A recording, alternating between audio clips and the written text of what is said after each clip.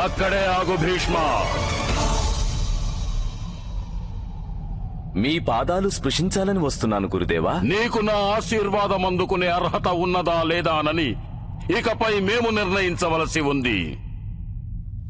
ఎందువలనంటే ఒక దోషిని ఆశీర్వదించేవాడు కూడా వారి దోషాలలో భాగస్థుడు అయిపోతాడు. ప్రతి ఒక్క నీటి బిందువు సముద్రంలో ఏకం కావాలని పర్వతం నుంచి జారుతుంది. దాని జీవిత సార్థకత అలా క్రిందికి జారడంలోనే ఉంది. అదేవిధంగా నా జీవిత సార్థకత తమరి చరణాలపై వాలడమే ప్రభు.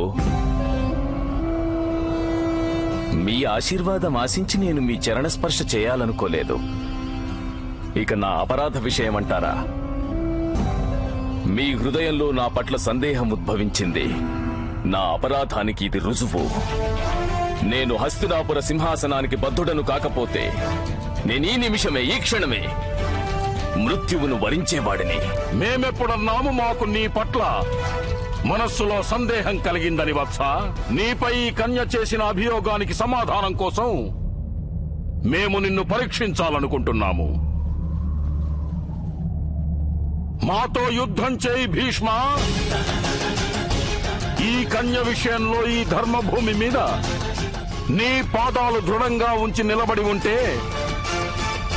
ఈ యుద్ధంలో నీవు నా వలన ముమ్మాటికి పరాజితుడవు కావు. పర్వతం మీదున్న రాళ్లు కిందకు ఎప్పుడు దొర్లుతాయో తెలుసునా? అవి పర్వతం మీదున్న మట్టిపై దృఢంగా ఉండలేనప్పుడు. అనగా ఇప్పుడు మా గురుదేవులు నా చేతిలో పరాజితులవుతారా?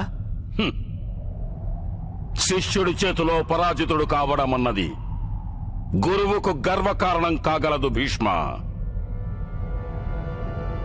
యుద్ధము చేయి మాతో.